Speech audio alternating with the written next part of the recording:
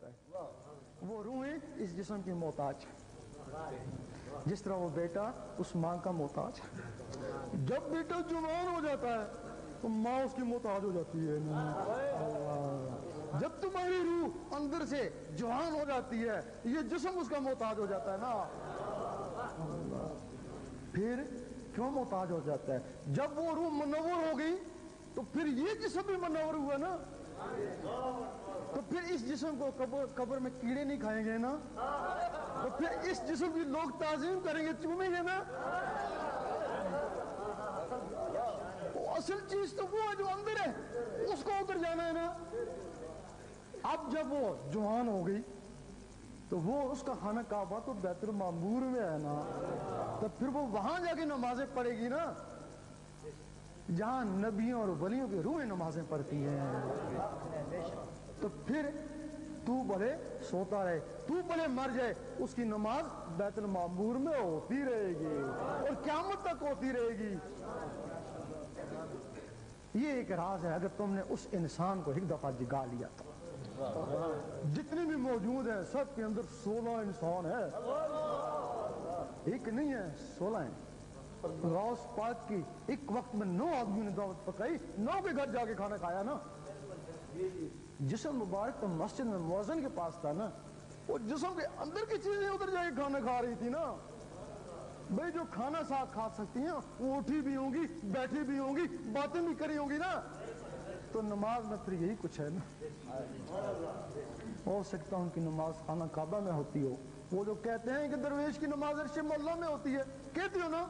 ہمارے علماء بہت ہی پریشان ہوتے ہیں، میں دیوار سے اوپر نہیں جاتا، یہ عرش مولا میں کیسے جاتا ہے؟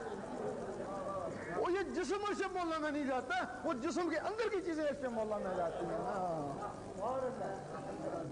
تیرا شاہی تیرا شاہی جن سے ہم نے نعمت لائی.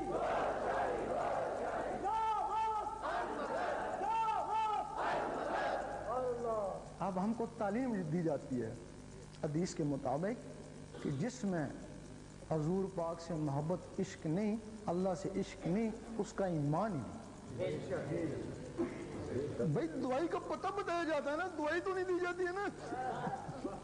وہ پتہ بتا دیا عشق عشق ہے. کیا عشق آتا کیسے ہے؟ پتہ بتا دیتے ہیں تو دعائی پتہ بتاتے ہیں، دعائی دیتے کو نہیں ہے. وہ جیسے ہیں ویسے ہی ہیں، اندر سے ویسے ہی ہے نا. پھر وہ کیسے عشق آتا ہے؟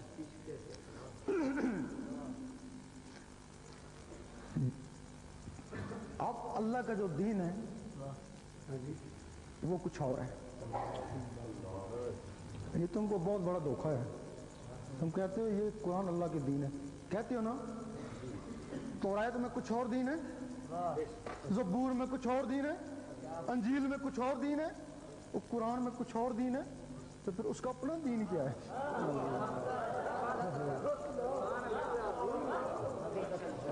جو اس کے دین میں چلا جاتا ہے اس کو علماء کہتے ہیں بے دین ہے. سہیلی سرکار مظفر آباد میں نماز بھی نہیں پڑھتے. نماز وہاں جو ہوتی ان کی، داڑھی بھی کون نہیں، وہ فوت ہو گئے.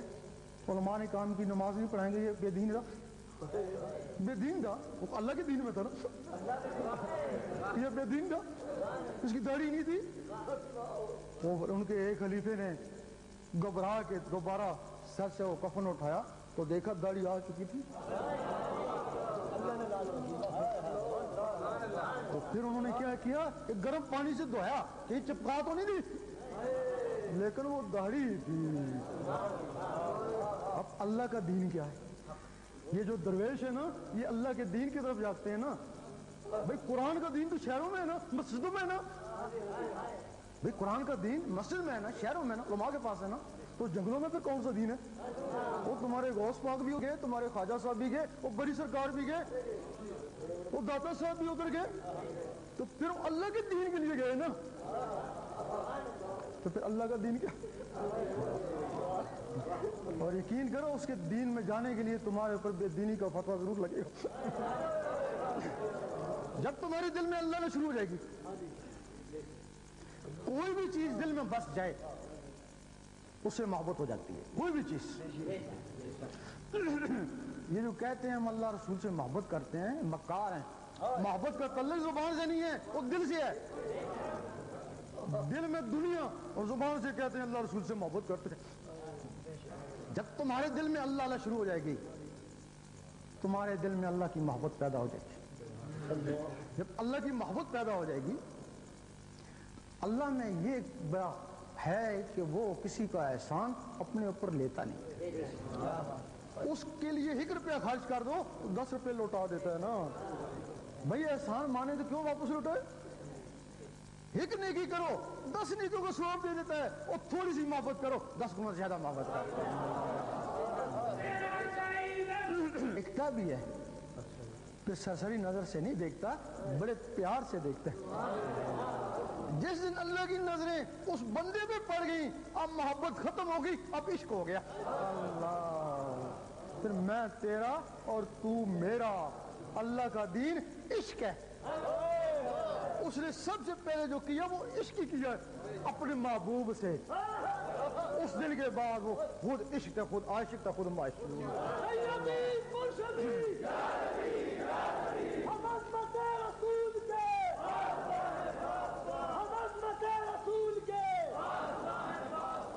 بھائی جب تو اس کے دین میں چلا گیا, عاشق ہو گیا, تو بے دین تو ہو ہی ہے نا. اللہ. اب وہ جو اللہ اللہ اندر عاشق آتا کیسے ہے؟ آپ اس دعائی کا پتہ بتائیں نا کہ وہ اندر کیسے آتی ہے, عشق محبت کیسے اندر آتا ہے. روزانہ کاغذ کے اوپر کالی پینسل سے 66 مرتبہ اللہ لکھو.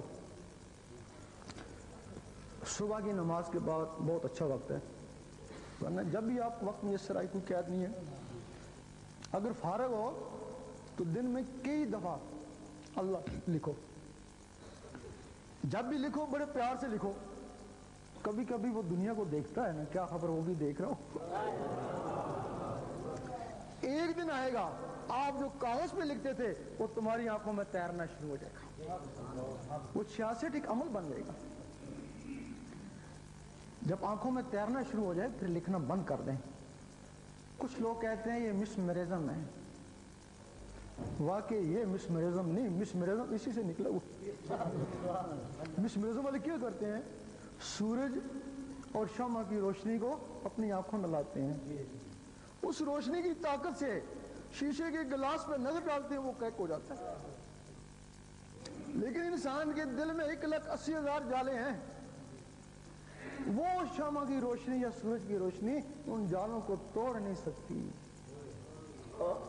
جب وہ اللہ آنکھوں میں آتا ہے تو اللہ کو آنکھوں سے توجہ سے دل کے اوپر اتارتے ہیں, تو پھر وہ ان جالوں کو توڑتا توڑتا دل کے اوپر جا کے بیٹھ جاتا ہے. جب دل کے اوپر جا کے بیٹھ جاتا ہے, یہ پولیس کی مور, پولیس والا اللہ لکھا گیا, اللہ والا. اس وقت تمہارے دل کی دھڑکن تیز ہو جائے گی, ٹک ٹک ٹک ٹک. اس ٹک ٹک کے ساتھ اللہ بنائیں, ایک کے ساتھ اللہ, ایک کے ساتھ ہوں. گڑی گڑا اس طرح کریں گے, اندر وہ رگڑا لگنا شروع ہو جائے گا. اب تجربہ کریں کہ میرے اندر نور بن رہا ہے یا نہیں بن رہا. وہ کالا سا تھا, پھر اس نور سے وہ سفید ہو جائے گا. پھر ایک دن وہ سورج کی طرح چمک رہا ہوگا.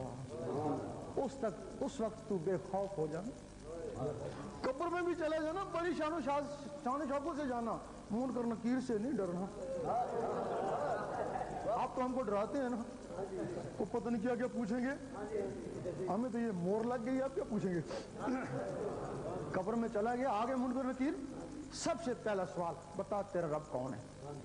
خاموش, جواب نہیں دینا, ستانا ان کو. اور دوبارہ پھر پوچھیں گے, بتاتا کیوں نہیں, تیرا رب کون ہے. خاموش. اور تیسری دفعہ پھر پوچھیں گے, گنگا تو نہیں ہے, بتا تیرا رب کون ہے. وہ کفن پیچھے ہٹانا, دیکھ رہے اللہ چمک رہا ہے.